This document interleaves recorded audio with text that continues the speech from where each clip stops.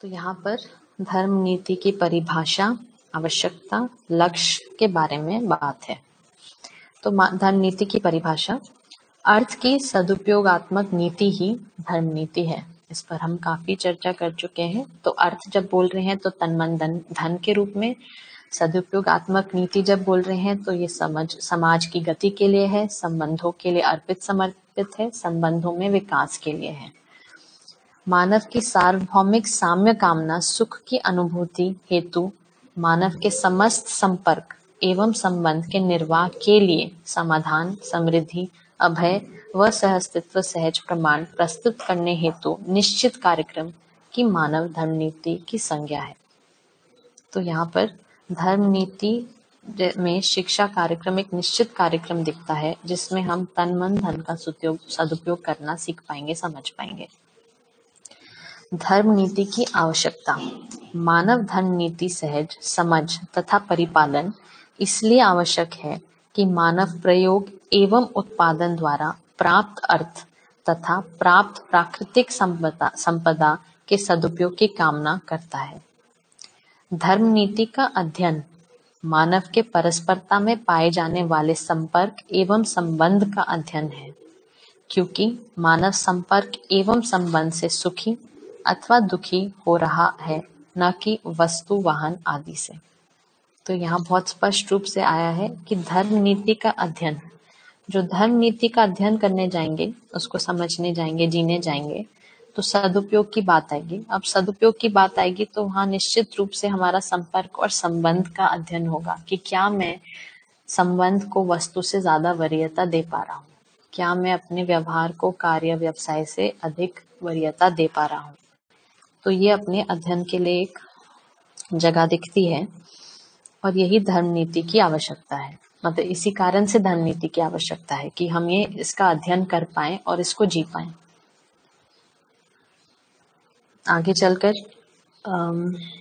लक्ष्य अथवा साध्य, है ना। तो धर्म नीति के तहत क्या लक्ष्य बनता है, क्या साध्य बनता है। यहाँ साध्य भी एक प्रकार से लक्ष्य ही है और उसका अगर प्रचलित अर्थ देखें तो अचीवेबल लक्ष्य, प्रैक्टिकेबल लक्ष्य, समथिंग वी कैन अचीव। तो धर्म नीति के आधार पे वो क्या अचीवेबल गोल है हमारा, उसको पढ़ते हैं। अमानवीयता से मानवीयता की ओर गुणात्मक परिवर्तन का मार्ग प्रशस्त करने हेतु समाधान, साधन, अवसर तथा व्यवस्था उपलब्ध कराना, जो अति मानवीयता के लिए प्रोत्साहन एवं मार्गदर्शन देने में समर्थ हो। तो अति मानवीयता का प्रोत्साहन और मार्गदर्शन देने के लिए दिव्य मानव लिखते हैं, वो सामने वाले व्यक्ति के लिए समाधान प्रस्ताव रूप में दे पाते हैं, है ना, साधन उपलब्ध करा पाते हैं, अवसर मतलब अध्ययन के लिए अवसर उपलब्ध करा पाना, अध्ययन अभ्यास के लिए, और उसके लिए उसके अकॉर्डिंग एक व्यवस्था उपलब्ध करा पाना। ये होने से अमानवीयता से मानवीयता की ओर गुणात्मक परिवर्तन का मार्ग प्रशस्त दिखता है। प्रत्येक मानव में साध्य को पाने, है ना, तो अपने गोल को पाने हेतु 3 बातों का होना अनिवार्य है। पहला साधक, दूसरा साधना, तीसरा साधन। साधक में लिखा है प्रत्येक मानव को साधक की संज्ञा है। वह क्रम से व्यक्ति, परिवार, समाज, राष्ट्र तथा अंतरराष्ट्रीय भेद से है। तो मानव को ही साधक माना, और मानव जब देखेंगे तो व्यक्ति, परिवार, समाज, राष्ट्र, अंतरराष्ट्रीय स्तर पे जीता है। दूसरा साधना, तन मन तथा धन सहित मानवीय दृष्टि, मानवीय विषय एवं मानवीय स्वभाव सहित साध्य अर्थात मानवीयता एवं अतिमानवीयता को पाने हेतु प्रयुक्त क्रिया प्रणाली को साधना की संज्ञा है। तो साधना में क्या होता है, हम लोगों के लिए जो अध्ययन अभ्यास में लगे हुए हैं, हमारे लिए साधना क्या है। तो तन मन धन सहित हम लोग मानवीय दृष्टि, है ना, न्याय धर्म सत्य की दृष्टि, विषय तो लोकेशना, पुत्रेशना, वित्तेशना, और स्वभाव धीरता, वीरता, उदारता, और फिर आगे चल के दया, कृपा, करुणा सहित जागृति और जागृति पूर्णता, मानवीयता एवं अति मानवीयता अर्थात को पाने के लिए अपनी कोई क्रिया प्रणाली तय करते हैं, उसी की साधना संज्ञा है। तो अध्ययन अभ्यास के लिए लगे रहना वही साधना है, वही एक प्रकार की तपस्या है। उसके लिए एक दृढ़ निष्ठा बनती है, जिसके लिए हम साधना में लगते हैं। तो बाबा जी की साधना की प्रक्रिया अलग रही और उन्होंने अब हमारे लिए अध्ययन अभ्यास की साधना सामने प्रस्तुत की है। और उनकी तपस्या देखते हुए ये तो समझ में आता है कि ये एक लंबा कार्यक्रम है और इसमें तपना होगा ही, ये भी समझ में आता है। साथ में ये भी समझ में आता है कि ये तपना, जैसे कल बात हुई थी, एक जॉयफुल प्रोसेस रहेगा। इसमें पीड़ा रहेगी, टेंशन, तनाव रहेगा, ऐसा तो नहीं लगता। तपस्या भी रहेगी और उसमें मजा भी आएगा। ये मुझे एक मजेदार चीज लगती है क्योंकि तपस्या से हमेशा डरते थे, पर यहाँ आने के बाद तपस्या में मजा आने लगा। तीसरा बिंदु है साधन। तो तन, मन व धन ही साधन है, सर्व मानव के लिए जागृति ही साध्य है। तो ये कई बार स्पष्ट हो चुका है कि साधन के रूप में हमारे पास अपना तन है, मन है और धन है, और सर्व मानव के लिए जागृति ही साध्य है, जागृति हमारा लक्ष्य है। साधन की प्रयुक्ति कायिक, वाचिक, मानसिक, कृत, कारित एवं अनुमोदित भेद से कुल 9 प्रकार की होती है। इन समस्त साधनों को 3 क्षेत्र में ही प्रयुक्त किया जा रहा है। पहला प्राकृतिक क्षेत्र, दूसरा सांस्कृतिक क्षेत्र और तीसरा बौद्धिक क्षेत्र। तो यहाँ पर जो तन मन धन की प्रयुक्ति की बात हो रही है, उसके यूज की बात हो रही है, तो उसमें 9 प्रकार बताए। तो कायिक, वाचिक, मानसिक है ना, उसको जो हम कर रहे हैं, बोल रहे हैं, सोच रहे हैं। उसमें कृत, कारित, अनुमोदित, तो जो मैं कर रहा हूँ, स्वयं कर रहा हूँ कृत, दूसरे से करवा रहा हूँ कारित, और दूसरे को करने की उसकी सहमति दे रहा हूँ, वो है अनुमोदित। वाचिक में जो मैं स्वयं बोल रहा हूँ उसको कहा कृत, दूसरे से बुलवा रहा हूँ कारित, और दूसरे को बोलने की सहमति दे रहा हूँ अनुमोदित।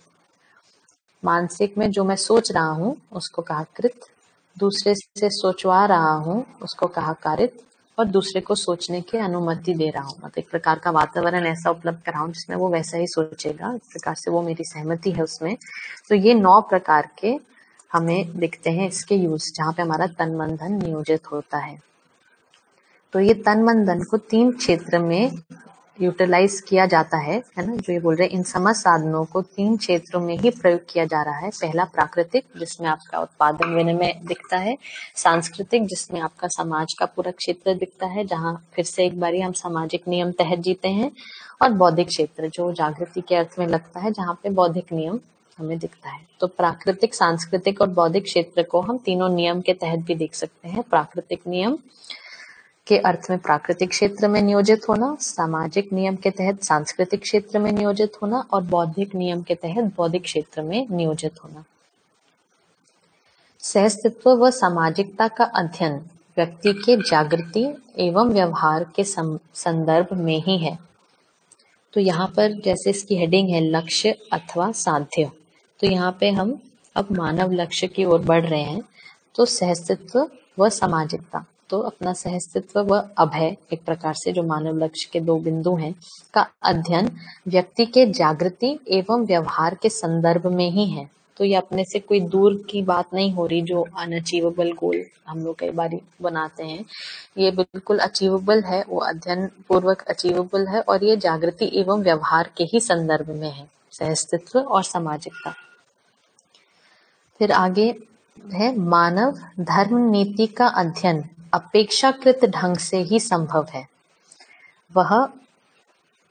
वह है अति मानवता की अपेक्षा में मानवता का अध्ययन, तथा अति मानवता एवं मानवता की अपेक्षा में अमानवता की समीक्षा।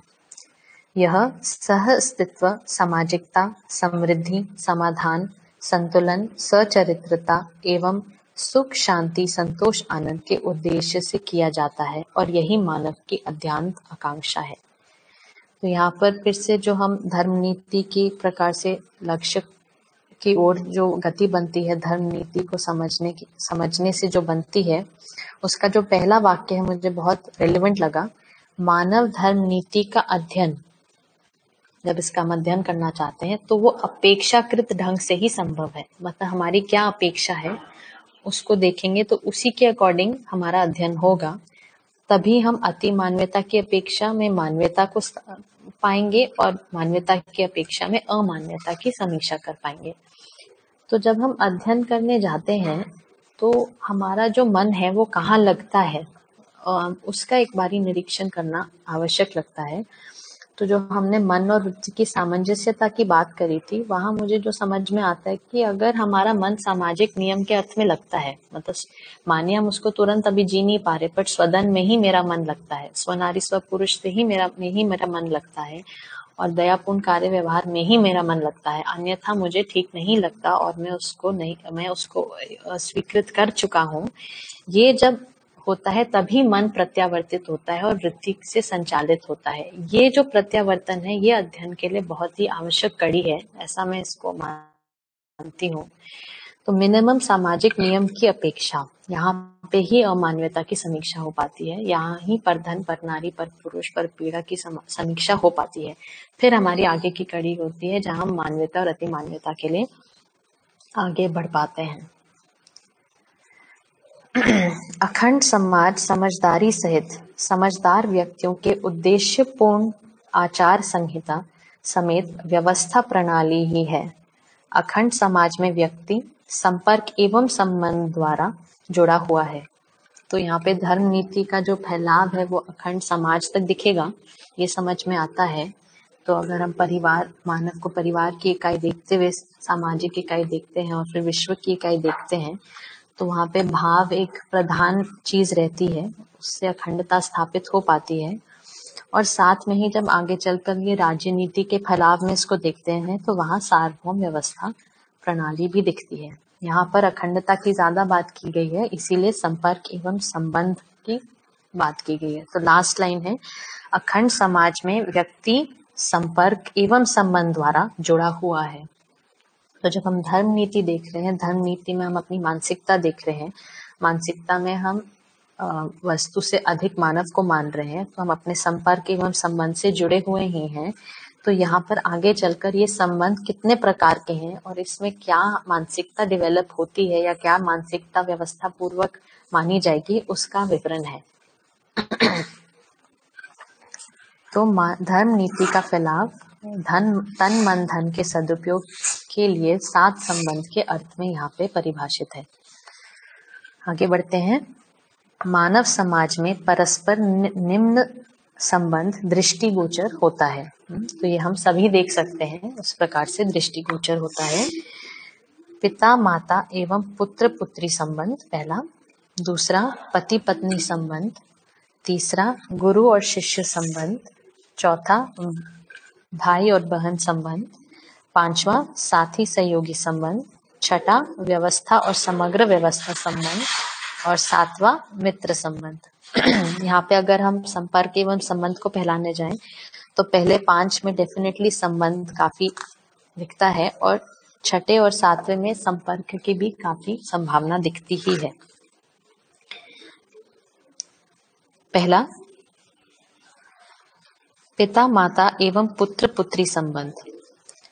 माता पिता के संबंध में पुत्र पितृ के साथ मातृ भाव में शरीर भाव प्रधान रहता है तथा पितृ संबंध में बौद्धिक विकास की भावना प्रधान रहता है। मूल रूप में माता पोषण प्रधान तथा पिता संरक्षण प्रधान स्पष्ट है। माता पिता की पहचान हर मानव संतान किया ही रहता है। शिशु काल की स्वस्थता का यह पहचान भी है ना। तो शिशु अपने माता पिता को पहचान पाए, ये उसकी स्वस्थता का पहचान का बिंदु है। अतएव माता पिता जिन मूल्यों के साथ प्रस्तुत होते हैं वह ममता और वात्सल्य है। ममता मूल्य के रूप में, पोषण प्रधान क्रिया होने के रूप में या कर्तव्य होने के रूप में स्पष्ट है। इसीलिए माँ की भूमिका ममता प्रधान वात्सल्य के रूप में समझ में आती है। ममता मूल्य के धारक वाहक ही स्वयं में माँ है तथा पिता वात्सल्य प्रधान ममता के रूप में समझ में आता है। तो यहाँ पर एक भावपूर्ण व्यवस्था की बात हो रही है। मतलब कभी कभी ऐसे भास हो सकता है कि यहाँ ये पेट्रियार्कल तो नहीं है कि माँ को ममता प्रधान और पिता को वात्सल्य प्रधान, है ना। पिता बौद्धिक पक्ष दिखेगा और माँ दूसरा पक्ष दिखेगी। तो यहाँ समझ में आता है कि एक ये भावपूर्ण व्यवस्था है, इसमें एक तो भाव प्रधान बात है, दूसरा व्यवस्था प्रधान बात है। तो स्वाभाविक ही दिखता है कि ममत्व वाला भाग माँ से पूरा होगा, क्योंकि माँ अपने संतान से शरीर रूप से भी कुछ वर्ष तक जुड़ी रहती है। तो ममत्व में शरीर के पोषण की एक महत्ता है जो जागृति के लिए अनिवार्य है। शरीर स्वस्थता होना जागृति का एक बहुत अनिवार्य भाग है, नहीं तो जो अध्ययन अभ्यास की कड़ी है वहां पे हम कहीं चूकते हैं। तो माँ का कर्तव्य में ये होना स्वाभाविक है। शरीर के पोषण के लिए शरीर की पहचान होना, स्वास्थ्य की समझ होना, ये बड़े काम है। इसको करा पाना, अपने पहले खुद समझना और अपने शिशु तक, वो जब वो युवा अवस्था में जाता है उस तक उसको पहुंचा पाना, उसमें भी बौद्धिक पक्ष जुड़ा ही हुआ है, वो भी एक बड़ा काम है। तो यहाँ पे इस काम को कम ज्यादा के रूप में नहीं, पर एक पूरकता के रूप में देखा जाता है। और निश्चित रूप से माँ की शुरू में शारीरिक वाला जो भाग है बच्चे के लिए वो अधिक रहता है। तो अभिभावक संतान का अभ्युदय ही चाहता है, कुछ आयु के अनंतर इसका प्रमाण भी चाहते हैं। तो अभिभावक अपने संतान के अभ्युदय के अर्थ में ही लगा हुआ है ना, मतलब सर्वतोमुखी समाधान के अर्थ में ही लगा हुआ है। और कुछ आयु के बाद केवल समझाना नहीं, बट उसके प्रमाण को भी अपने शिशु में देखना चाहता है एक आयु के बाद। माता एवं पिता हर संतान से उनकी अवस्था के अनुरूप प्रत्याशा रखते हैं। उदाहरणार्थ, शैशव अवस्था में केवल बालक का लालन पालन ही माता पिता का पुत्र पुत्री के प्रति कर्तव्य एवं उद्देश्य होता है, तथा इस कर्तव्य के निर्वाह के फल स्वरूप वह मात्र शिशु की मुस्कुराहट की ही अपेक्षा रखते हैं, है ना। तो कम उम्र में जब वो शिशु है तो तब मात्र उनकी मुस्कुराहट ही पिता और माता के लिए तृप्तिदायक होता है। फिर आगे चलकर जो वो प्रमाण किस कामना रहती है उस पर चर्चा है। कौमार्य अवस्था माने अपने एक तरह से 12 साल के बाद टीनेज जो एज है वो जब चालू होता है, और एक बाबा जी इसको डिफाइन भी किया कि शैशव अवस्था मतलब जहाँ जो अवस्था काम वासना से मुक्त है ना। तो शिशु के लिए एक प्रकार से उसका लालन पालन, खेलना खिलाना और उसके साथ समय लगाना और उसकी मुस्कुराहट ही पर्याप्त है। बट कुमारी अवस्था एक ऐसी स्टेज है जहाँ पे एक समझ का एक भाग आवश्यक हो जाता है। तो कुमारी अवस्था में किंचित शिक्षा एवं भाषा का परिमार्जन चाहते हैं।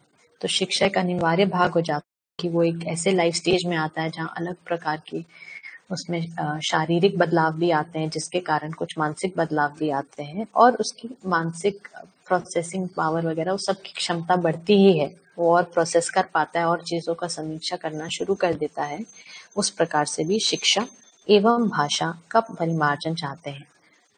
तो भाषा में भी आचरण झलके वो एक महत्वपूर्ण भाग होता है।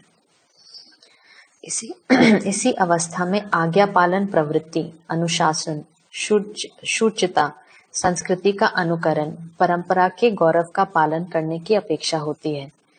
तो कौमार्य अवस्था में ये आज्ञा पालन की प्रवृत्ति दृढ़ हो चुकी हो, अनुशासन की प्रवृत्ति, शुचिता की प्रवृत्ति मतलब स्वच्छता की, स्वस्थता की, संस्कृति का अनुकरण तो जो संस्कार घर में है, समाज में है, उसका अनुकरण, परंपरा के गौरव का पालन तो परंपरा में जो श्रेष्ठताएं दिखती हैं उसको स्वीकारना, उसको जीना। जैसे कि भाषा की श्रेष्ठता दिखती है या टेक्नोलॉजी की कोई एक श्रेष्ठता दिखती है तो उसको स्वीकारना, उसका पालन करना, ये अपेक्षा होती है। उसका विरोध करना ये अपेक्षा नहीं होती। कौमार्य अवस्था के अनंतर संतान में उत्पादन सहित उत्तम सभ्यता की कामना करते हैं। सभ्यता के मूल में हर माता पिता अपने संतान से कृतज्ञता अर्थात गौरवता पाना चाहते हैं, तथा केवल इस एक अमूल्य निधि को पाने के लिए तन मन एवं धन से संतान की सेवा किया करते हैं। संतान के लिए हर माता पिता अपने मन में अभ्युदय तथा समृद्धि की ही कामना रखते हैं। इन सब के मूल में कृतज्ञता की वांछा रहती है। जो संतान माता पिता एवं गुरु के कृतज्ञ नहीं होते, उनका कृतज्ञ होना अनिवार्य है, जिससे वह स्वयं क्लेश परंपरा को प्राप्त करते हैं और दूसरों को भी क्लेशित करते हैं। तो यहाँ समझ में आता है कि जैसे भी माता पिता हैं उनके लिए कृतज्ञता एक बहुत ही मूल तत्व है जिसको वो पाने के लिए अपना तन मन धन नियोजित कर देते हैं अपने संतान के अभ्युदय के अर्थ में। यहाँ हम लोग ये भी रूम रख रहे हैं कि मानिए उनको अभ्युदय का अर्थ नहीं भी मालूम है, पर वो अपने तन मन धन का पूरा सदुपयोग करते हैं और बच्चा ये पहचान पाए, उसके प्रति कृतज्ञ हो पाए, वो गौरवता महसूस कर पाए, श्रेष्ठता की पहचान कर पाए, उसके प्रति सम्मान कर पाए, ये एक बहुत ही अहम कड़ी है। क्योंकि ये कड़ी नहीं जुड़ना मतलब बच्चे में अहंकार होना कि मैंने जो पाया है वो अपने मेहनत से पाया है, वो मेरा अपना इंडिविजुअल एफर्ट है, उसमें दूसरे का कोई भागीदारी नहीं है, वो बात वहां जाकर इंडिविजुअलिज्म या व्यक्तिवाद में जाकर बैठ जाती है, ना कि सहस्तित्ववाद में। तो यहाँ पर बहुत स्पष्ट रूप में लिखा है, अगर संतान कृतज्ञ नहीं हो पाती तो ऐसा नहीं कह रहे हैं कि शायद वो कृतज्ञ अभी समझी नहीं है और कृतज्ञ शायद हो जाएगी। अगर वो कृतज्ञ नहीं है तो वो उसका ऑपोजिट ही है जिसको कृतज्ञता कह रहे हैं, और कृतज्ञता एक प्रकार से व्यक्तिवाद का ही प्रकाशन है। और कृतज्ञ होने से हम खुद पीड़ित और दुखी होते हैं और परंपरा में भी वही फैलाते हैं। तो माता पिता अभ्युदय को पहचान पाए, अपने संतान के लिए जो तन मन धन का नियोजन करते हैं वो अभ्युदय के अर्थ में कर पाए, तो ये तो समझ में आता है कि संतान कृतज्ञ होगा ही, और कृतज्ञ होगा ही तो उसमें वो अहंकार का भाव नहीं स्थापित होकर वो समाज के लिए अपने शक्तियों को अर्पित कर पाएगा, ऐसा समझ में आता है। पति पत्नी संबंध। दाम्पत्य जीवन की चरम उपलब्धि एक मन और दो शरीर होकर व्यवहार करना है। दाम्पत्य जीवन में व्यवहार निर्वाह संपर्क एवं संबंध ही है। तात्पर्य यह है कि दाम्पत्य जीवन व्यक्ति के रूप में दो है और व्यवहार के रूप में एक है। तो यहाँ पर जो बात हो रही है एक मन और दो शरीर, तो यहाँ दिखता है एक मन माने एक मत होना, एक मानसिकता होना, इसकी स्वीकृति, और आपके कार्य व्यवहार जो है उस स्वीकृति के साथ। आई थिंक फिर से सिग्नल चला गया है, आ गया।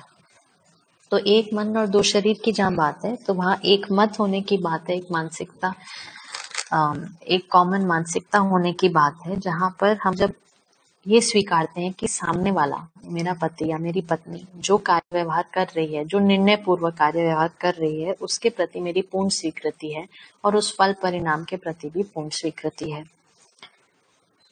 एक मन और दो शरीर अनुभव करने के लिए दोनों पक्ष द्वारा निर्विरोध पूर्वक अपने संबंध एवं संपर्क का निर्वाह करना ही अवसर, आवश्यकता तथा उपलब्धि है। तो पति पत्नी संबंध में एक प्रकार से हमें हर चीज का अभ्यास करने का अवसर मिलता है। फाइनली वो अभ्यास अच्छा होता है तो वो सभी संबंध एवं संपर्क में हो पाता है।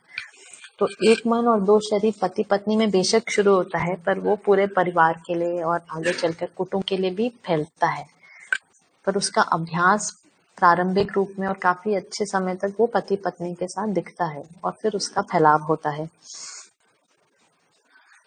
जहां तक मान सम्मान, प्रतिष्ठा, आदर और यश का प्रश्न है, वह पति अथवा पत्नी दोनों में सम्मिलित रूप से रहता है तथा उनमें से किसी एक को भी मिलने पर दूसरे पक्ष में वह समान रूप में बंटता ही है और इसकी स्वीकृति भी है।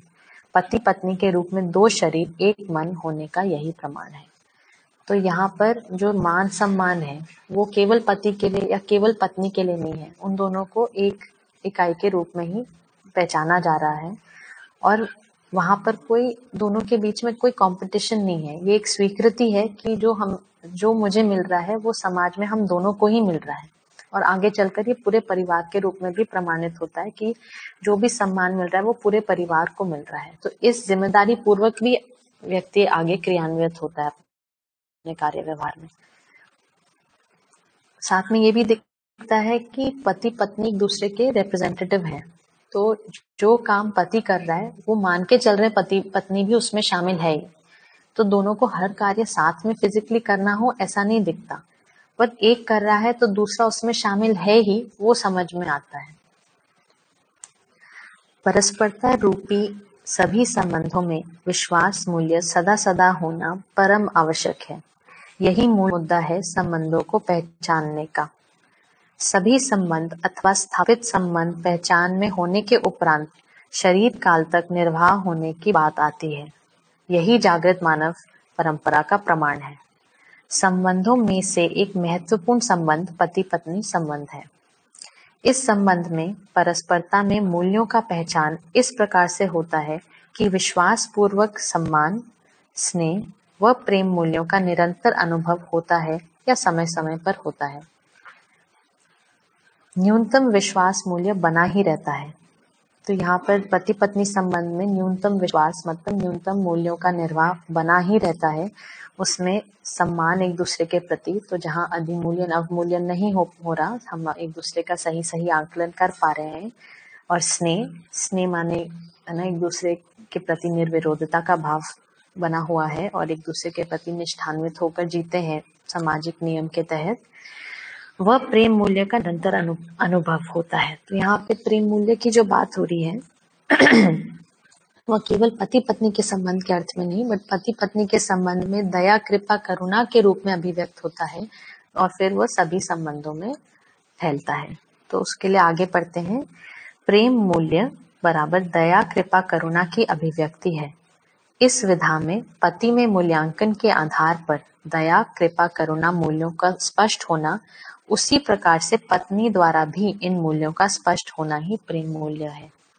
वास्तविक रूप में पात्रता के अनुसार वस्तु का मूल्यांकन, पात्रता के अनुसार योग्यता का मूल्यांकन और योग्यता के अनुसार पात्रता का मूल्यांकन परस्परता में होना स्वाभाविक क्रिया है। तो यहाँ पर पति पत्नी संबंध में हम लोग वो दोनों एक दूसरे का मूल्यांकन करते हैं।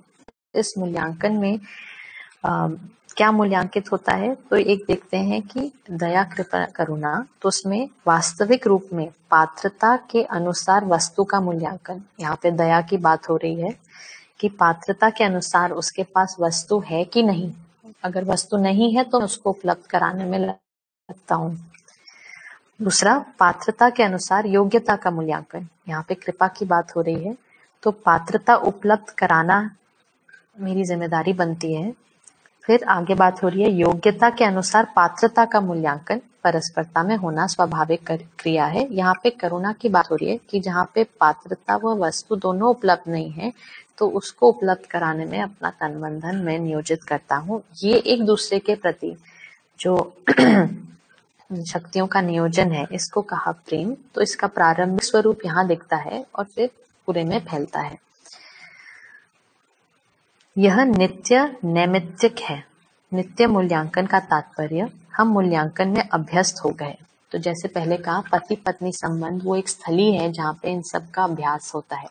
तो मूल्यांकन का अभ्यास, क्योंकि पति पत्नी लगभग हर कई चीजों में इकट्ठे भागीदार रहते हैं, तो वो व्यवस्था में भागीदारी का एक अहम संबंध है। और वहां पे क्योंकि एक साथ भागीदार हैं तो उसका मूल्यांकन भी होना आवश्यक है। तो मूल्यांकन में अभ्यस्त होना, इस संबंध में दिखना एक बहुत ही स्वाभाविक चीज समझ में आती है। नैमित्तिक का तात्पर्य प्रयत्न पूर्वक ध्यान पूर्वक मूल्यांकन करने से है।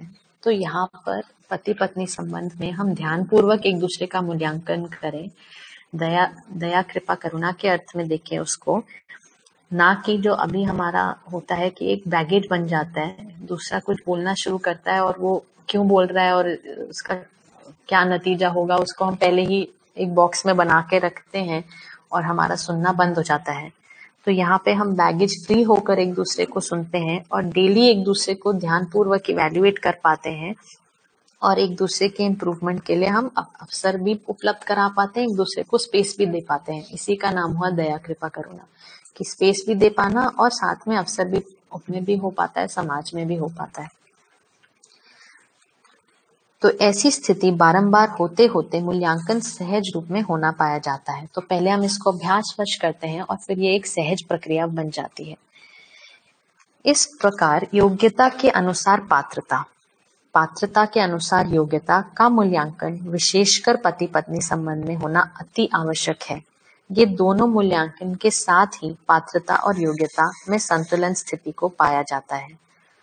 तो मैं कितना, पात्रता मतलब मैं कितना समझ पाने के पात्र हूँ और योग्यता मतलब मेरी अभिव्यक्ति कहाँ खड़ी है, मैं कितना अभिव्यक्त हो पाता हूँ जो मैं समझता हूँ।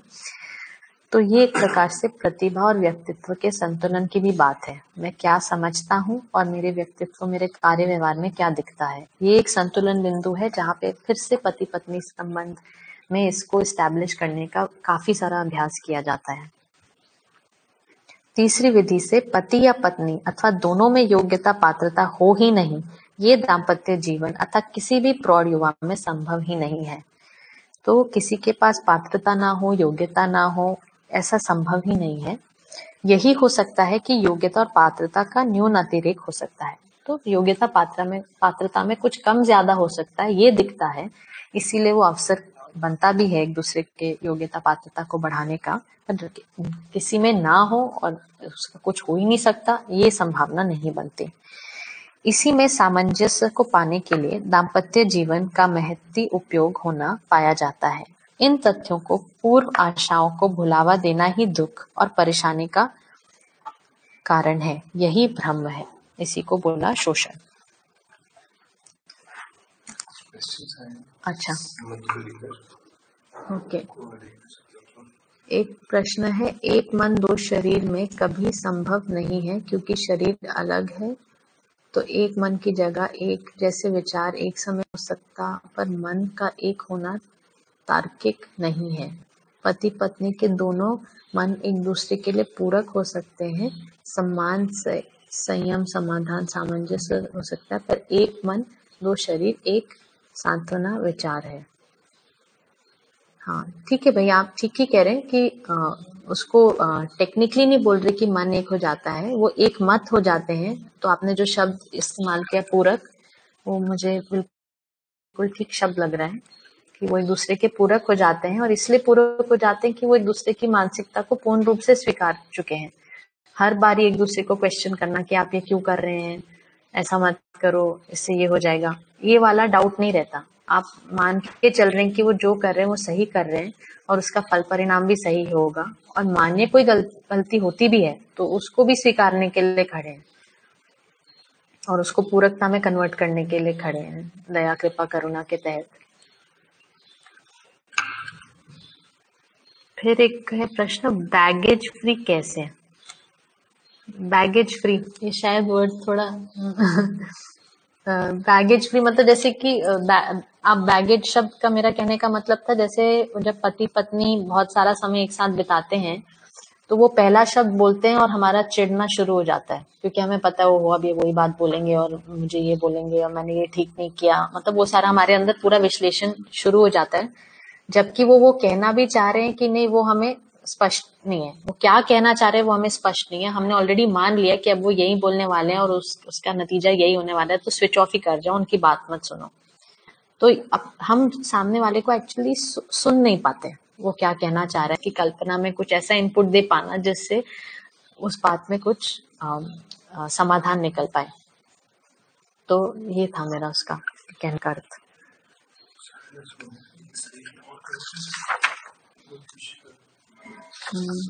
कर सकते हैं एक्चुअली, गुरु और शिष्य संबंध एक पूरा कर लेते हैं, उसमें कुछ ज्यादा है नहीं कहने को, काफी स्पष्ट लिखा है।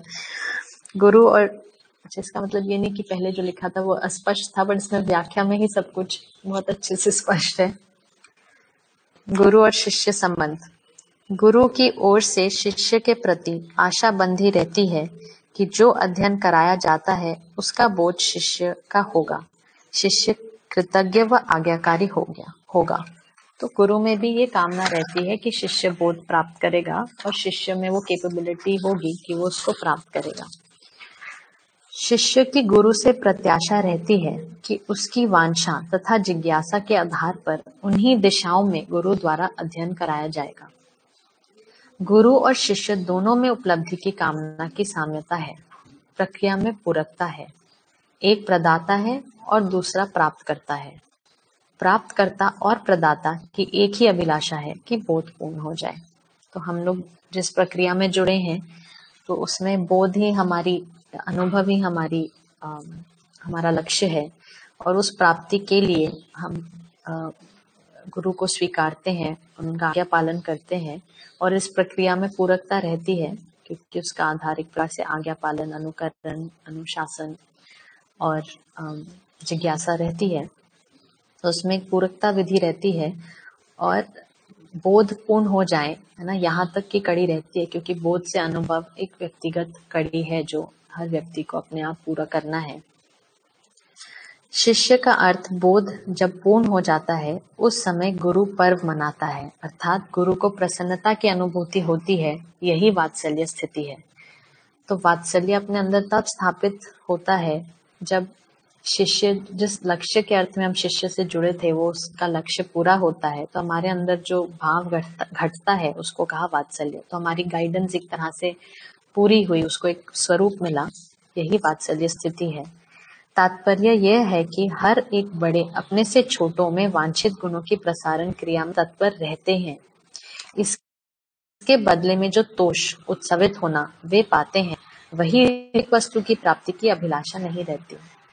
तो जब हम किसी के बोध अनुभव के अर्थ में उनके साथ जुड़ते हैं, किसी के विकास के अर्थ में उसके साथ जुड़ते हैं, तो आई थिंक फिर कनेक्शन आ गया। तो जब हम किसी के बोध और अनुभव के अर्थ में, किसी के विकास के अर्थ में उसके लिए जुड़ते हैं, तो कोई भौतिक वस्तु की अपेक्षा नहीं रहती। वो उस लक्ष्य को पा ले, उससे हम उत्सवित रहते हैं। शिष्य का गुरु के साथ विश्वास सहित पहचान किया रहना सहज है। यह स्वाभाविक मिलन है। योग मिलन के रूप में स्पष्ट होता है। गुरु शिष्य का योग अपने में जागृति के आकांक्षा पूर्वक कार्य व्यवहार और अध्ययन करना, क्योंकि गुरु ही अध्ययन कराने वाला, सुस्पष्ट है। अध्ययन कराने के क्रम में सदा सदा शिष्य द्वारा ग्रहण करने की अपेक्षा व विश्वास समाया रहता है। शिष्य की क्वालिटी यहाँ पे काफी अच्छे से स्पष्ट है। उसमें जितने भी शिष्य सार्थक होते हैं, गुरु में प्रसन्नता का स्रोत समाया रहता है, यह स्पष्ट हो चुका है। यही गुरु शिष्य की परस्परता में सफलता का प्रमाण है। जैसे जैसे शिष्य का आकांक्षा और जिज्ञासा शांत होता है, वैसे ही सभी संशय दूर होते जाते हैं। ऐसे संशय मुक्ति विधि से गौरव, श्रद्धा, कृतज्ञता मूल्य शिष्य में गुरु के लिए अर्पित होना पाया जाता है। को यहाँ पे बात स्पष्ट किया जा रहा है। और लास्ट में जो बात हो रही है, ऐसे संशय मुक्ति विधि से गौरव, श्रद्धा, कृतज्ञता मूल्य शिष्य में गुरु के लिए अर्पित होना पाया जाता है। तो जो शिष्य अपने गुरु के साथ आज्ञा पालन, अनुकरण, अनुसरण और जिज्ञासा प्रस्तुत होता है और फिर वो संशय मुक्ति होती है, तो जो उसको अपने गुरु के प्रति फील होता है, वो एक गर्व, श्रद्धा, कृतज्ञता, है ना। तो कृतज्ञता की वो मेरी श्रेष्ठता में सहायक रहे, श्रद्धा की मैं इनके जैसा होना चाहता हूँ, और गौरव मतलब उनकी श्रेष्ठता की पहचान और उस पहचान की निरंतरता अपने अंदर बने रहना और अपने अंदर भी वो श्रेष्ठता पहचान पाना। ये सभी गौरव, श्रद्धा और कृतज्ञता से जुड़ा हुआ है। तो गुरु शिष्य संबंध को यहाँ पे हम क्लोज करते हैं। तो इसको यहीं रोके। एक कमेंट से फिर जोड़ लें। अच्छा, उद्धव भैया का है, योगेश उपाध्याय का है। अच्छा, ठीक है। यानी मन